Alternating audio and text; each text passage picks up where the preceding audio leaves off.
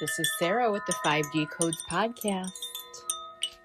We're going to dive into not knowing what the heck you're doing and how that is very 5D. And also, what the heck is this podcast about? What the heck is this podcast about? I'm still figuring that out. 2 seasons in, the 9th episode into the second season. The first season was disjointed and chaotic, like I was.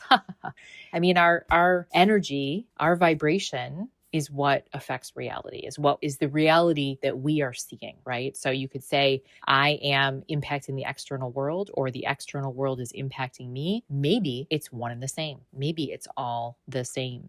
And it's no coincidence that as I'm recording this right now, I had to hang up my Koshi chime and it's right in front of my full-length mirror. And there's another mirror to the right of it, smaller mirror. And I'm looking in the mirror as I'm saying this, as I'm talking about the reflection, the internal matching the external. I don't know if you feel this way when you look in a mirror, because I really do feel like mirrors are portals.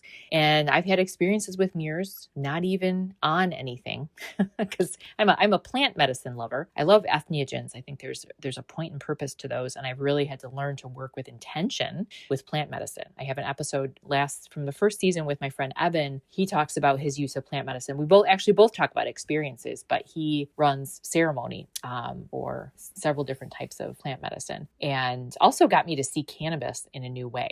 This is all connected to not knowing anything and how that is 5D, and how where you are now, what you're feeling inside is affecting your reality. It is your reality. So this podcast found you when you were in a state of, I don't know, but I know. It's paradoxical, and yet it's not. If you're a consistent listener, tend to process in a very cerebral way. I have a Gemini moon sign, right? Our moon sign is I always say right. I'm like, right? Like, you might not know this. So I'm talking Western astrology here. I got to remember that. We are all learning from each other. Some of you may be astrology experts. Some of you may be such a novice that you don't know, all the 12 zodiac signs. And some of you can be in between. Wherever you are, you're exactly where you need to be. Wherever you are, you're exactly where you need to be. That cheesy statement has a beautiful heart ring, because we cannot appreciate where we are until we accept and bless the mess. We accept and bless that we don't know what the heck we're doing, that we can have an idea of something. And this topic came up because I've been thinking about the podcast. I met somebody in the airport that I gave my Linktree link to. And I said, I have a podcast. When I say I have a podcast, people that like podcasts are like, ooh, what's it about? Right now, this is a very unique topic. So those that like to listen to the political stuff or purely research-based informational stuff might stay far away from this, right? So I don't know who I'm talking to. I have to gauge my audience. And we were having this talk about crypto, and I was like, okay, I don't know. If he wants the link tree, I'm going to give it. And, because we'd had a discussion about one thing. He was kind of like, I want to see what you do, which was cool to have somebody take interest. That's that give and take reflection that I like. And I'm seeing more of that in my life now. I didn't have that for a period of time. I was the giver, and I felt like I was not receiving, in an equal way. And I had to really work on my own self-love, honestly. And this is what brings me to this place of like constantly feeling humbled, because I could not. And how is this topic of, we don't know what we're talking about, moving to self-love.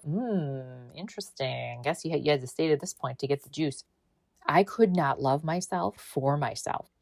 I'm going to say that 2 more times. I could not love myself for myself. I, Sarah Teresa Lamb, born July 2nd, 1978 in Rochester, New York. You can do my Western astrology chart now if you want. 6:30 p.m. And my chart, among other personality systems, and I talk about these occasionally, like the Enneagram, human design, really helped me to understand parts of myself that I've struggled loving. So this connects to the self-love, because I am cerebral and I can intellectualize it. But I really hit a wall this year. I was like, what is going on? Am I going through, I don't like the term midlife crisis, so I'm going to say midlife reset. I feel like, blank canvas is in front of me, and my life is a blank canvas, especially since I left my corporate job, which I call my matrix job, last year. I thought working in the so-called matrix would do it for me. Oh no, I was struggling more than ever, and I got to see what a joke middle class was. I, most heavily taxed, and went from having money in my savings to going through it, even though I was getting a bigger paycheck. And there's a whole game to that, right? The tax game, and The more you make, the more you spend. Many different games.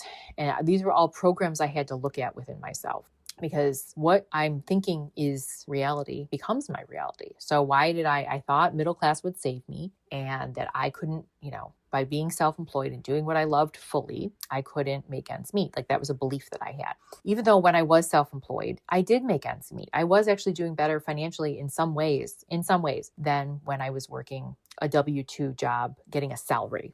But what I liked about the W-2 job was, like, I know X amount of money is coming every couple of weeks. There was a control component, right? So during this time, working this job that I knew what was coming in, I just started to feel more and more anxious. I'm like, man, I used to do so much yoga and it would center me. And I started walking outside, walking in the woods a lot. And that definitely brought me peace, but it didn't take it away. I was still highly anxious. I realized it was connected to being time bound, 40 plus hours a week. Sometimes it was more than that, to someone else's schedule. That's really what it felt like. And I need autonomy. And I have understood myself more through my charts. And for the autonomy one, the Enneagram has helped a lot as a 4, the artist type, and then human design.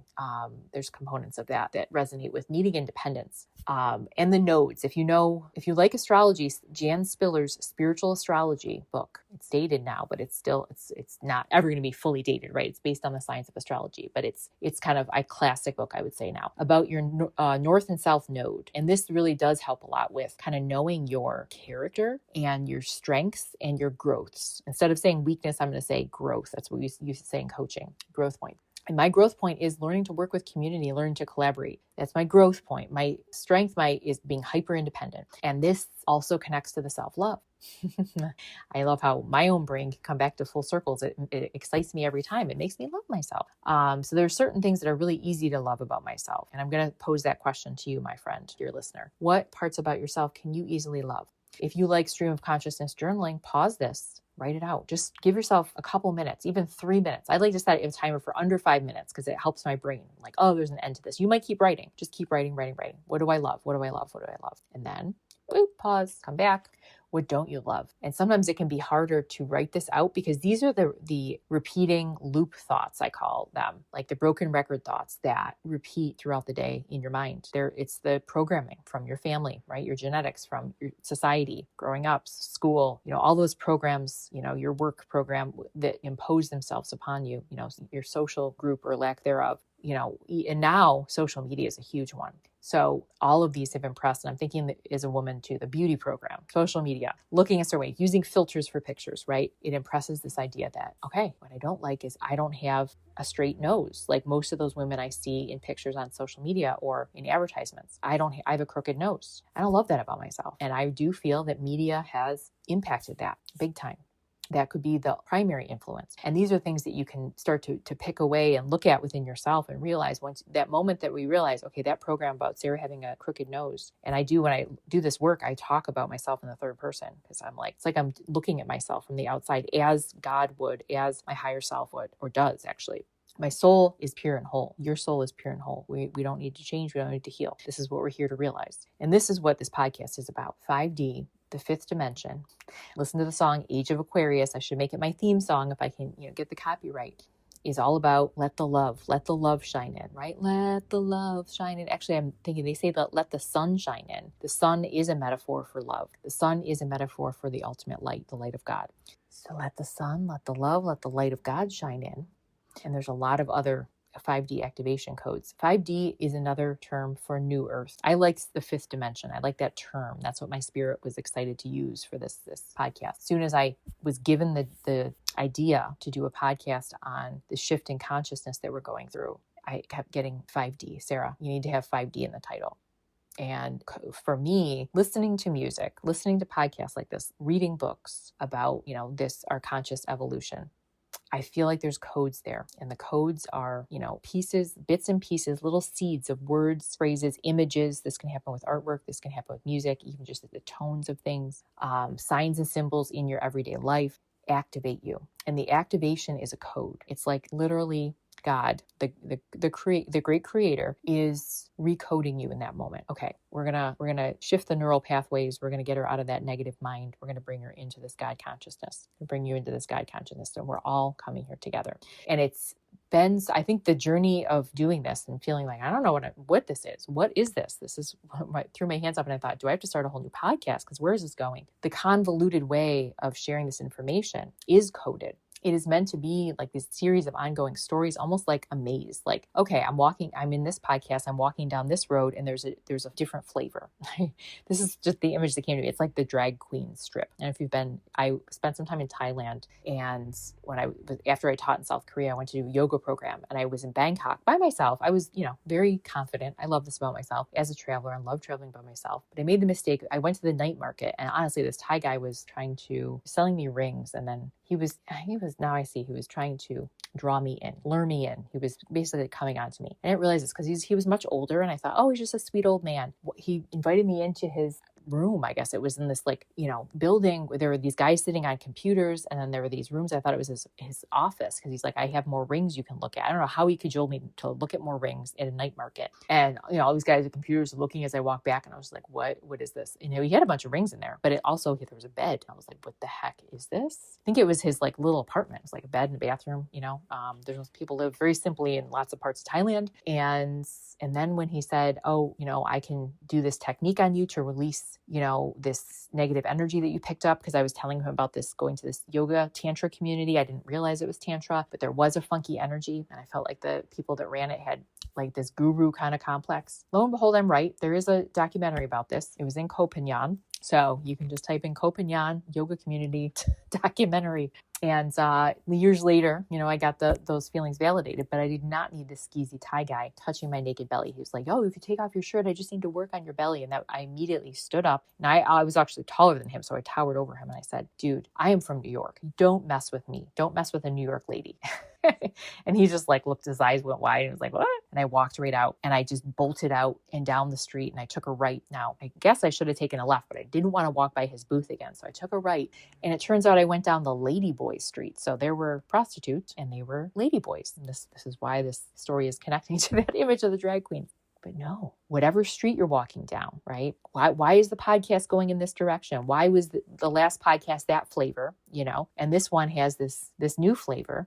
Sarah's talking about being in the red light district in Thailand, in Bangkok, because this is the awakening journey. It is a fun house of mirrors. It is a never-ending circus. It's like you're playing a million-piece puzzle, and you think you found the right piece for this one corner, right? And then you put it in, you see there's a little bit of a gap. Oop, it's not quite the right piece. Okay, damn, but I was close, right? So I feel like I'm starting over. And that's what I feel like with this energy that it's coming out right now. So if you're listening to this, you might be feeling this like, I thought I was getting somewhere. I thought I was like in this solid place with myself or my life. And I'm realizing, something's not quite there yet, or something's not quite cooked yet, right? Like the piece has a little gap in it. It's not quite right yet. It's not quite ready. Now I'm getting an image of ripening fruit. So it's like the banana is not quite ripe, but I'm really craving a banana. And so I'm looking at this, partly green. Some people eat them like that. I cannot. Partly green, partly yellow banana. Like I know for myself, if I take a bite of that, I'm going to gag. I literally, the first time I thought I was going to throw up was when I had an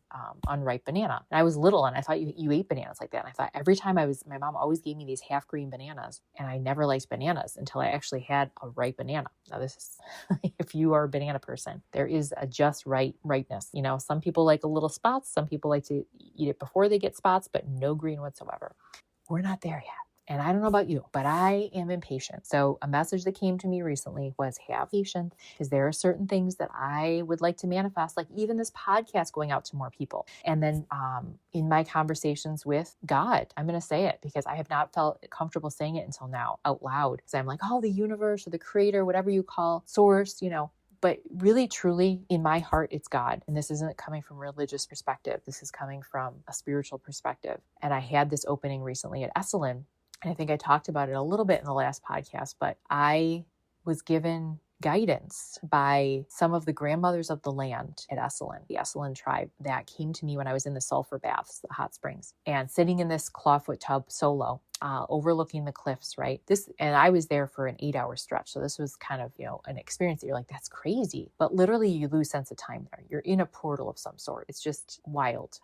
You're in the liminal space. And so 8 hours probably felt like 2. I mean, 2 is doable in there because you kind of half fall asleep. It's like, I almost want to compare it to like images of opium dens that I've seen from the past, like when were the opium dens big, like 1800s or something, people lounging around and like their heads like falling over the chad. Like you see people's heads draping over the tubs, and honestly, really beautiful. Wish I could take pictures. You're not allowed to bring pictures, camera there. Totally respect that. So it's really a sacred space. And the message that came to me from the grandmothers, among other things, there's a lot of energy that was exchanged, was just, be patient, my dear. And for me as a mother with a teenager now, I've had to put a lot of my own desires on hold. Now I realize that they're not putting them on hold. Raising a child is, one of the greatest gifts, I feel like, and the hardest gifts, because the yogis say, parenthood is the highest form of yoga. First, it's marriage if you're in a married union, and that's the yogis' belief, I don't necessarily believe in one has to be married, but I think that,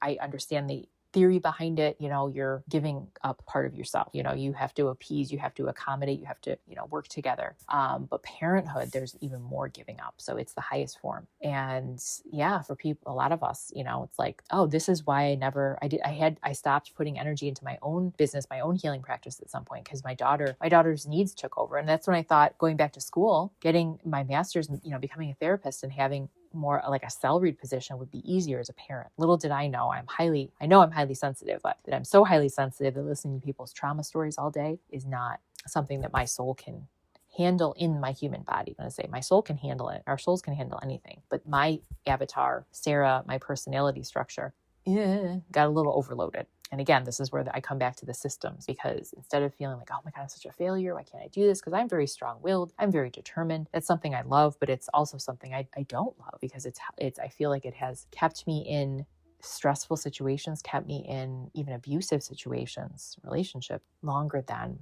I should have been. Like I would have if I really deeply cared for myself, And so when I was in those baths, I also prayed for, myself, which was really hard, and my family, my daughter, and the world. I thought, what is this new earth? How are we going to manifest this? How is this coming about? I pray for all humanity that we may find this peace together. What does that look like? And the message the grandmothers gave me, and I'm saying grandmothers, I mean, this ultimately it all comes from God, but came to me in the form of these women kept popping into my mind, our imagination is our third eye, is our intuition.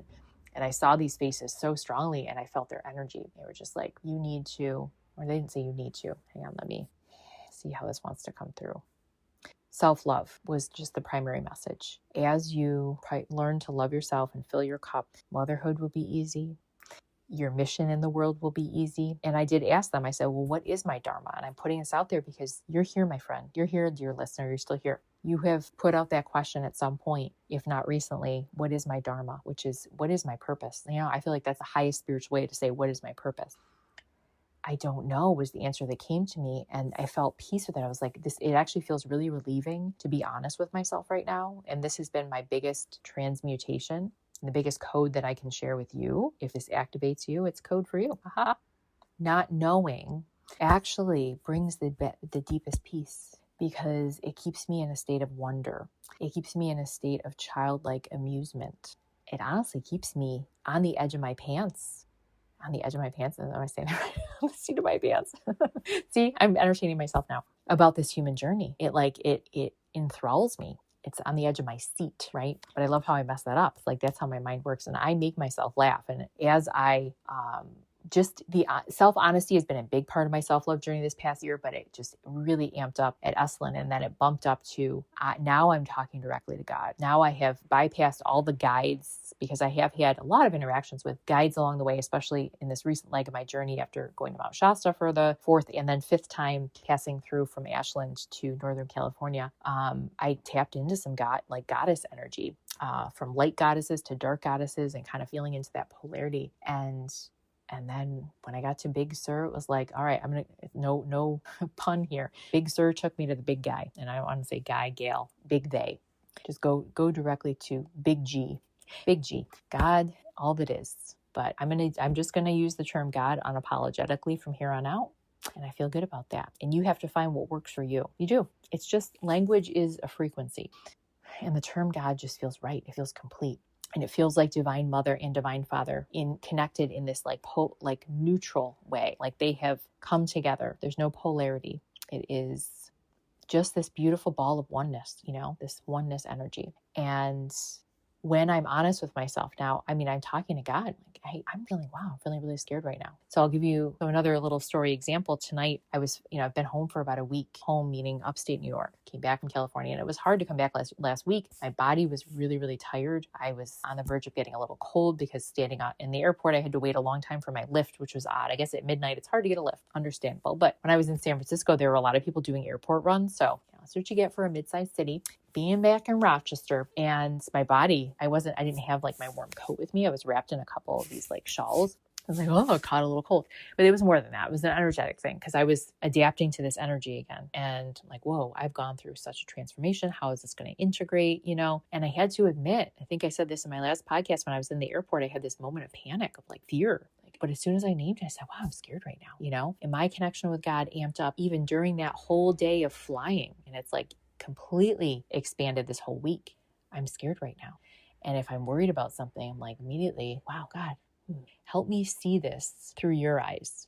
Help me see this through your eyes, God. Correct my vision is another way to say it, that I say it. Correct my vision. And I got that from A Course in Miracles. So A Course in Miracles came back to me just verbally. And this was the code. This was an activation that my soul called in when I was listening to this new teacher that I'm following through. And this was all found through the maze. It's not really maze, right? There are no wrong streets. Like the red light district was meant to be walked down, and that experience was meant to be had, because it activated me in some way. Anything that triggers you brings up parts of you that are begging to be seen, because if there was no trigger and you felt completely neutral, and you felt that way your whole life, you're just like, meh, okay. I don't know. What would this journey be? Again, sitting on the edge of our seat. I said it right. What keeps us on the edge of our seat? The not knowing what's next. I didn't know I was going to end up walking down the red light district, right? So the self-honesty, and that did trigger something. And no irony, it connects to the story I'm going to tell about tonight, or the little anecdote. It did trigger some trauma that I had around just, I guess, sexuality and being hit on. Now, I don't know if I've ever been hit on by a prostitute, but like with lady boys, maybe I guess they go both ways. I'm a lady, right? He's a lady and a boy. And I don't like that term, by the way, boy, lady, man, I should say. But, that's what they call it in their culture.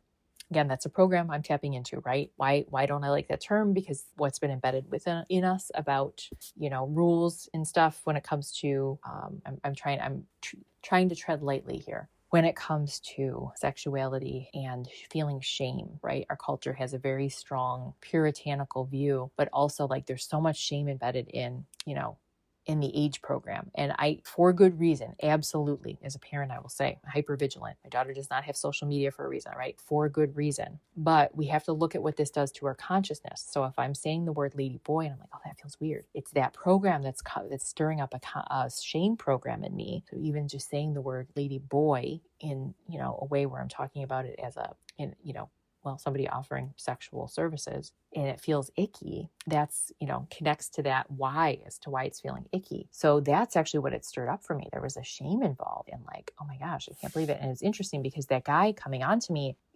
picked up on an energy I was carrying. I was carrying a lot of sensual energy. I just come back from a month-long yoga program and I didn't realize it was a tantra community. There was a lot of energy. They were having us do exercises that actually built up our that charged our kundalini. Well, and what happens when the energy rises up in the chakras? Well, it can activate you. So, we start in the root, which is focusing more on, the lower base instincts. And then that connects with the sacral, the sexual organs, and that does connect with your sexuality, sensuality, also creative energy. So that energy was in my fields, right? So, and then when I walked down that red light street, I was like, oh my God, I feel so gross. I remember going to a convenience store and I was just like overwhelmed. I think I got like a Thai beer. Probably a piece of junk food. I was like, I need to go back to my hotel room and just like be alone. Cause I was like thinking of going out and trying to meet some foreigners that night. I was like, I did not feel safe all of a sudden. Wanted to hole up in my room. And I guess, by getting alcohol and junk food, numb out because that shame program was triggered. Okay. So that was then, this is now. So here I am tonight unpacking finally after a week, finally feeling better. Cold symptoms are gone. I was listening to music that I loved, and I started to feel, all of a sudden I felt, dancey to this one song. Who was it? Chris Isaac. I don't know if this name will pop up, but it's coming into my head. I think I listened to it 3 or 4 times, and I started dancing. I was like, I feel good. I feel dancey right now. I felt playful. And then all of a sudden I realized, I was like, I want to talk to a man right now. And in the past, that shame program would have kicked in. I'd be like, Sarah, oh my God, you're not loving yourself right now. Because I did realize I had a program. I was a late bloomer in my 20s where I got validation from men. Like that helped me to so-called, not really real love myself, but like fake love myself. If I had a love interest or a partner, they gave me affection, they gave me compliments, I felt better about myself, right? In between dating experiences, my self-esteem would start to go down. And it was always when I started to bring it up by doing a lot of yoga, by working on my self-talk, that I would meet somebody else. Interesting. And then somehow I would let go of my own inner work because I would enmesh with other people. Now you're getting the whole inside workings of Sarah Lamb's relationship history. And I'm sharing this because it's meant to be shared. Whatever's coming out of my mouth, I asked before I recorded, may this be what needs to come out right now, because I don't know where this is going.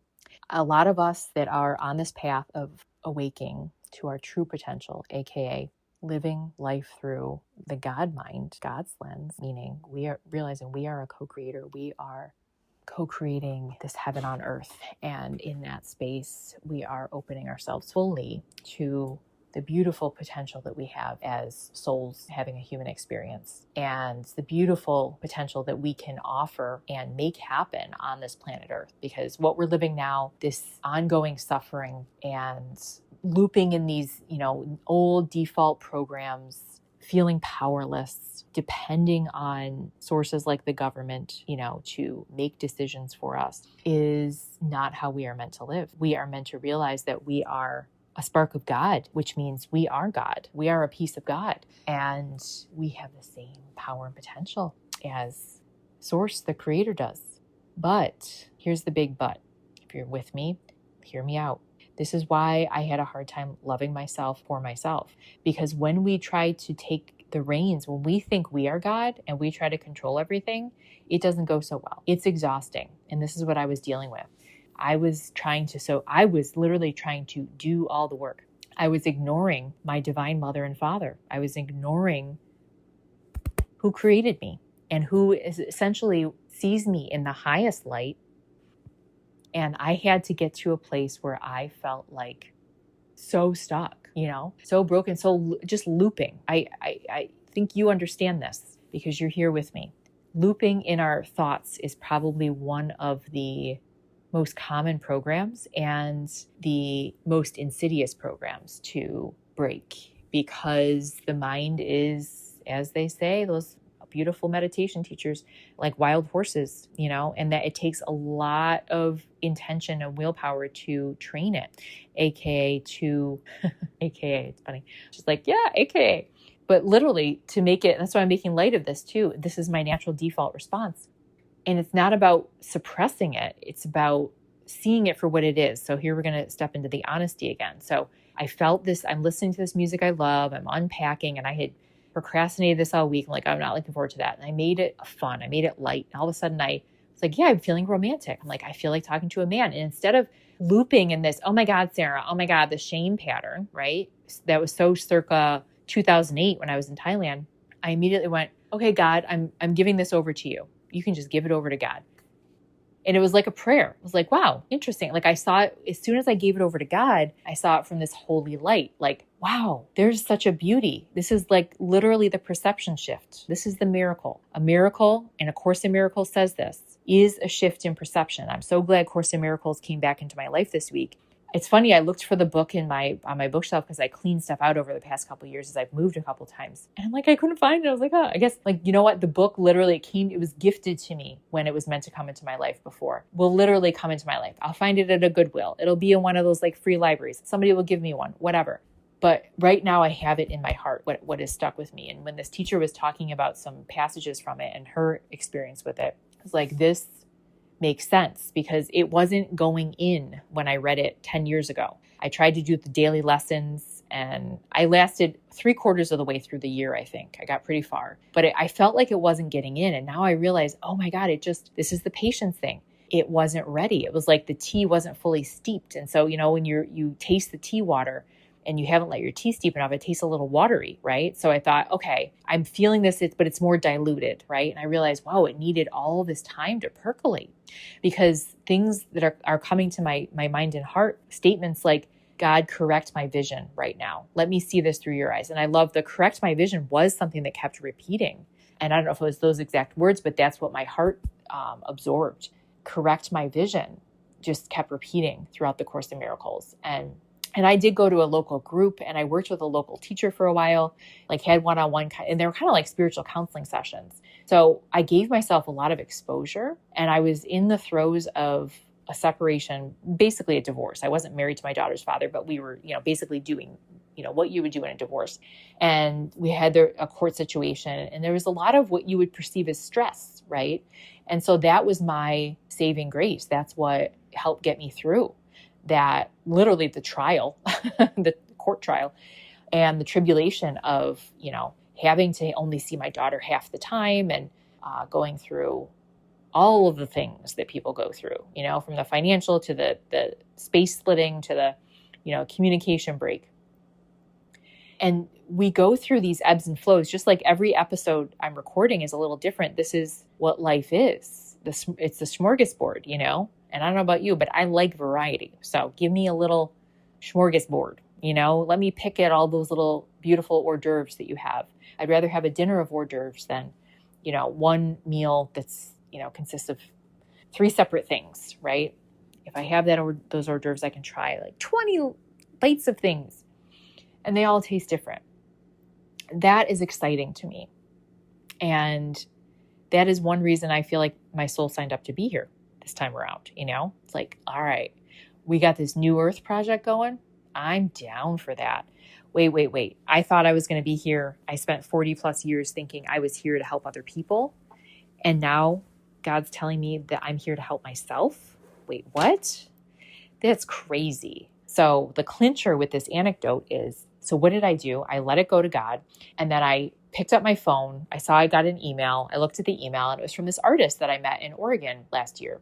And remember his first name was James. I think I'm keeping him anonymous, so I'm saying that, but he has really awesome artwork. He paints landscapes. And I was house sitting in Lake Oswego, Oregon. And when I went, this was the beginning of what I call, a big part of my 5D awakening journey. When I got the idea for the podcast, I think when I started recording the podcast on that trip, but when I went to Lake Oswego, Oregon, I was pretty broken. I had, was still technically at my job, but I was on temporary disability and I'd gone through a lot of physical discomfort, which pushed me out of work. But there was also an anxiety component. So there was a mental health component. And my daughter had also just gone through a lot that previous summer. And I really just felt like I was washed out and had not had a lot of time for myself. And I'm somebody that really needs a lot of time alone to process. So I was just kind of down, and I was really looking for sunshine, and Oregon was very rainy at that time. But I love Oregon because that was where I first found my deep love for nature and really found parts of myself that that had never manifested in this life when I was in my 20s. So it was a place that was near and dear to my heart. And I knew that, God brought me there for a reason. And I was watching 2 dogs and I took them hiking in the woods on a rainy day. And I mean, just the brilliance of the green in the leaves just opened my heart, hug the trees, just looking around. I felt like a little kid again. And I do feel like when I connect with the essence of who I truly am and I ask God to correct my vision, I always feel childlike innocence. It's like, oh my gosh, I can even feel childlike innocence with sexual energy, with a desire to be romantic. So when I called out that prayer tonight, I was like, I feel romantic. So I get this email and this had a painting from a place that I loved out in Northern California and mentioned going to Lake Tahoe. And I did not go to Lake Tahoe when I was out there. I was able to, but the rental car that I had had a weird smell and I was a little bit leery about taking it for a long road trip.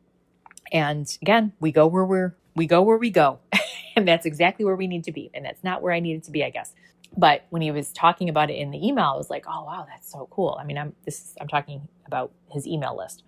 And so I guess, I'd stayed on his email list. There's only been a couple emails, I think, but it just, triggered this desire to respond. It was like, oh, I want to mention this area. And now I'd already put out that intention to like connect with the male energy.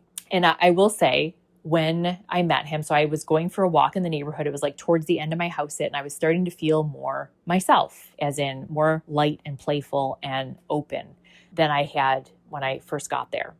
Nature and different locations always opened my heart. And it was also like spring was budding and flowers were coming out and birds were flitting about. And it was beautiful. I think it was a sunny day. The sun had just broke through. And so it was really nice. And I'm walking down the street I hadn't walked down yet in the neighborhood. And this guy's out the end of his driveway painting. I was like, oh, that's cool. And I mean, I was initially attracted to him. Good looking guy. And he's, hanging out there, chilling, painting in the sun. And I mean, if you're painting at the end of the driveway, you're obviously open to having conversations. Maybe it's intentional. Either way, as we said hi. And it felt like there was a mutual connection. There was a mutual maybe attraction. And I think, I'm always shy to say, I don't know how somebody else feels about me, but I'm shy to say, there's mutual attraction when I don't know how the other person feels, even if they do feel that way, because I am shy talking about myself. And I now admit that. And that feels like really, and when I say shy talking about myself, I'm obviously talking about a lot of things, but I'm talking about giving myself accolades or, building myself up, I guess. I guess if you think somebody's attracted to you, you're building yourself up, right? I'm really shy about that. So I don't know. And this is the first time I'm admitting this publicly. So here's how I talk to God. And I say, God, I don't know why I'm feeling this insecure right now or why I have trouble talking highly about myself, because it's been impressed upon me that it's selfish or narcissistic to talk about yourself that way. But now I'm realizing that it's bringing up feelings of self-abandonment. Help correct my vision around this. Help me see what's going on inside of me through your eyes, God. And then I just breathe like I just did. And I just let it go. And you know what happens? Insights, stuff, So in this situation, what I just did, I'm just doing this live. So I'll keep you posted, but you let it go. And then, it felt really good to just kind of offload that and then ask for that correction or, ask for that clarity. The correction is just the clarity, it's like, there's nothing wrong. It's like, but I know I'm seeing this from a skewed lens. I'm seeing this from a judgmental perspective, right? God doesn't judge. It's an energy that just allows all that is to be. And Eckhart Tolle, Power of Now, just came to me. That's one of the most beautiful teachings on this, I think. Just the energy that he embodies throughout that, and listening to the audio of that has literally helped transform me into this mindset years ago. Now, obviously, I have to keep bringing myself back here. That's the work. But it kind of watered that initial seed. Maybe it even planted the first seed. I don't know. Actually, I think it watered it because, we all have this seed. This is our true nature, right? So what ended up happening is I emailed him and he emailed me right back because I felt the energy of an exchange happening. I was like, oh, wow. And then it was such a nice email, and he remembered me, and he had asked me how I was. And he sent me a painting that he did of an area that I'd mentioned. And then he mentioned Mount Shasta. And of course, I love Mount Shasta. I was like, oh my gosh, I wonder if he has any Mount Shasta. And I sent back a message that was honestly, I feel like the most lovely. It felt like a letter that I'd written in years. And what happened was we tapped into each other's field. We were in alignment at the same moment. And I have a feeling he put out the same, because like attracts like, right? Your external matches your internal. He put out that same request. I'm feeling romantic right now. I feel like I want to connect with a woman. Now, I feel like having a beautiful exchange, because I love writing about, for a person, I really do feel like a painter of landscapes like he is a grid worker, right? It is very romantic for me to talk about land. Nature turns me on. I'll just say that. It does. I feel it brings up this sensual, spiritual energy that I feel like connects me to my true essence. Okay. So we talk about having this awakening experience, the kundalini energy, the life force energy that lives at the base of your spine. The yogis talk about it. Look up the chakras if this is new to you. It is, they say it's a snake coiled at the bottom of the spine. That metaphor fits perfectly. And then it rises up. Well, it has to, the second spot it rises to is the sexual organs. And the core energy is intimacy, not with other, but with self. Okay. With self. So when you're intimate with yourself, you can say, you can be completely honest. This is how I'm feeling right now. This is my desire right now. I put out the desire. I had an exchange and it fed me. And then because I'm so tuned in, if somebody has an open field and we're connecting, I tapped into his energy and I was like, whoa, okay, I'm feeling this. And then I just let my mind relax into it. And I was taking a bath. So I had drawn the bath. I love that term too, by the way, drawn a bath. And I had hot water. I added some lavender and some patchouli. And when I got in the bath, I just kind of let my mind relax. I was still listening to the music that I had on Spotify. And it was taking me to this place of just being with this energy that felt soft and gentle and playful. I had even had a vision of, having like a dress up dinner with my daughter one night, like wearing our dresses and putting on lipstick and dancing around the kitchen and making this fancy meal just because. And it's interesting because none of this involved going on a date with a man, Although, sexual thoughts came to me about said gentleman. And then another man popped into my consciousness. And this is somebody from my hometown that I'd interacted with before, but he was in a relationship. And I'm like, why did he come into my consciousness? And as soon as the potential, the old pattern was shame would pop in, I would say. Shame would say, Sarah, don't think about him. He's married, Instead, I just let it be. I gave it to God. I said, okay, this is interesting that he's coming to my consciousness. I don't know if he's partnered or not. And I don't know why he's coming up in this way, in this romantic way. But God, tell me what's going on here. Let me see this through your eyes. And then once I said that, it completely disappeared. In the past, and I'm talking in the past, like not too long ago, like a week ago, this was my pattern. And this went on for years. I would fight these thoughts. I would feel shame. I wouldn't be honest about it. And I would loop and loop and loop in them. It would be like an obsessive thought. Like then I would start to feel like lustful for this person. Why am I constantly thinking about this guy?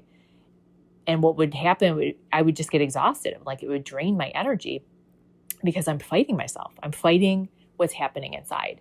So tonight was kind of a milestone on, being completely honest and just settling into honestly, the childlike innocence around it. The playful energy is the innocence. And maybe that's what, why the word child is important here. Because when we settle into our true essence, we are like a child. We constantly have wonder. We have curiosity. We like the excitement of not knowing what's next, right?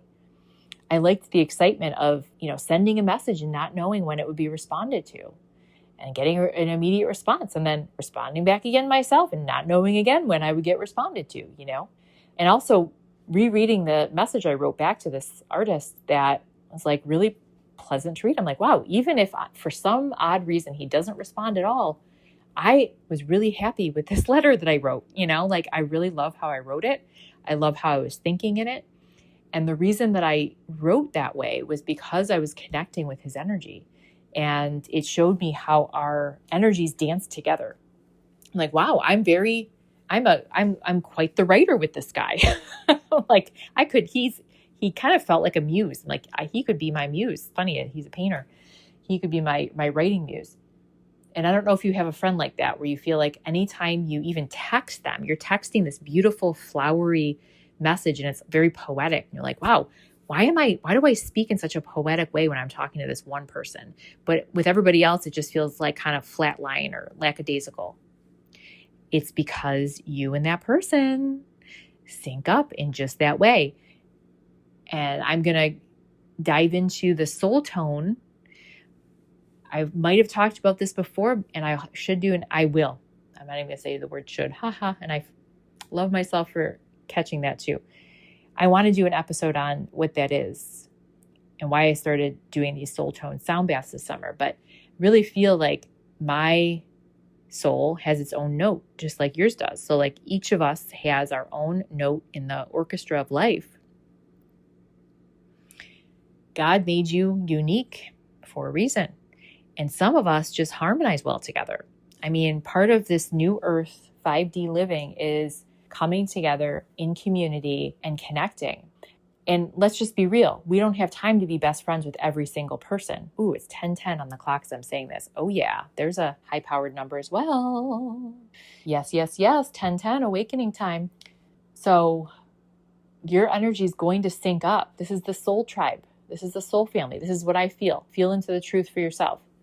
Your energy is going to sync up really fluidly, really gracefully with some beings. You're going to just harmonize really well. And trust the process, because as I tap deeper into my relationship with God, it's a relationship we all have to form. It's like with anybody in your life. Like if you're not close with your parents, that's where the doing this inner child work comes in. But I would say, but don't get stuck there, because I'm still haven't cleared every little thing with my mother. There's still things about my mother that irritate me, but my relationship with God, the ultimate mother and father, is pure. And I had to make an intention to develop that. So if that resonates for you, you can do that here and now, or when you feel ready. And maybe that's why you're listening to this. You've been on the fence about, I don't know, do I talk to God? I don't know what to say. Say whatever you want, my dear. Whatever the heck you want. And trust me, you're going to start to feel more held and more supported and more connected. The last bit I want to share, and this is funny, because I talk about not knowing at the beginning. Not knowing is the comfort zone. It is. And connected to this not knowing is this deep faith, this deep trust that I know I don't know what's going to happen next, but I know I trust in God. I trust in the Divine Mother, Father. I don't feel fear, I don't feel fear. So it doesn't matter if I don't know. And it doesn't matter what my head feels about myself right now, because my head, personally, me, Sarah, can feel pretty messy. I'm like, wow, there's a negative loop. But now I just look at the negative loop like, oh, I'm talking negatively about myself. Oh, I'm feeling negatively about myself. And I just let it be. I don't try to change it. Just let it be. And then now when I'm remembering, I will just surrender it to God. God, correct my vision on this. And a lot of my thoughts loop around other people too. That situation that I used to obsess about, worry about, give it over to God. Ask God to correct your vision. Time and time again, and it continues to help with my daughter, even if I have to do it 100 times a day. I will tell you, it transforms it every freaking time. To the point where you're like, what? Did a miracle just occur? Like she literally just was grumpy and now she's coming over and giving me a hug. Okay. Or, her father texted me and said something, he thought she was doing something sneaky. And then I pray about it, give it over to God. And I get another text. Oh, okay. My bad. I didn't update my iPhone. She's all good. She's not, she's following the technology rules. Right after I surrendered it. After a while, you don't even need these confirmations. You just get used to it. It's like, like, okay, this is it. So why would I ever doubt that? Why would I ever doubt, And why would I ever hold myself hostage? I was so exhausted and felt like I was running on a hamster wheel because I was trying to do it myself. And now I realize what I want for myself isn't nearly as amazing as what God wants for me. So in moments, because there's a lot that we could still receive. And I'll share that more for another time. But and I'm talking about me and my daughter, I trust, and the patience has been coming up so strongly. Things take time and they happen in God's time. And sometimes God's time is lightning speed. Like I'm ready. If I have to move in a heartbeat, I'm ready. And sometimes it is tortoise slow, and we are always given what we can handle. If you can hear me saying this, I'm saying this from a place of feeling really solid inside with this. Feeling like, yeah, I don't know what's going to happen tomorrow, right? Or in an hour, but I know I have this relationship with God that makes me feel really comfortable to saying, I know I'm held, I know I'm supported, and I know you are too. We would not be in these bodies if we were not. This experience is a trip, and once you can get over the head trip and just see it for what it is, oh, that's my head tripping. Literally, my head's tripping. Just watch it. Give it over to God. Just watch it. Give it over to God. Continue to do that. Continue to do that. Continue to do that. Eventually something clicks. Eventually you get to this place of surrender. And when you're giving over to God, you are surrendering, right? But real surrender feels like enlightenment. What the masters talk about, right? When I say right, I'm like, I don't know. Do you know? I'm working on it, but I'm not. I'm surrendering it. And that's the clincher. Now I'm seeing that puzzle piece again with that little gap. That's the little gap. God's time. Maybe that is the right piece at the corner of the puzzle, but maybe God has to fill in that little gap. Maybe it's an optical illusion. Ooh, you know how some puzzle pieces can stretch a little bit? Have you ever tried to do that? Maybe eventually you'll look down and see the gap is gone and think, wait, did somebody come and put a new piece in? Was that an optical illusion? Did God literally, move space and time? Because God can do that. And so can you. But not without surrendering to God's will, because ultimately what we are is a piece of God. And we have a magic ability to move mountains if that is what we are here to do. I guess I got a lot of future episodes to record, but that last statement, if that's what we're here to do, you immediately got the word Dharma again. And that's a question that I am asking God right now. What is my Dharma? Because, I like to communicate. And this podcast hasn't taken off yet. Sense of having a big, listenership. And I know I have a friend that's told me to post on some other platforms too. Rumbler, I don't know enough about it. I'm not on social media right now. And I'm waiting for God's time. And I trust the patience thing, because even if one person hears this, occasionally I hear from a friend like, oh, I listened to that episode. That was so cool.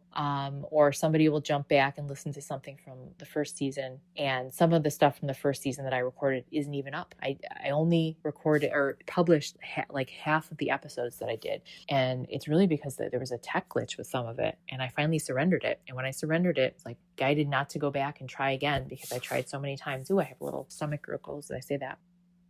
The only timing that we perceive is, the expectations that we have in our mind. So when you let that go, you come into the eternal now. And that's what Eckhart Tolle talks about in The Power of Now.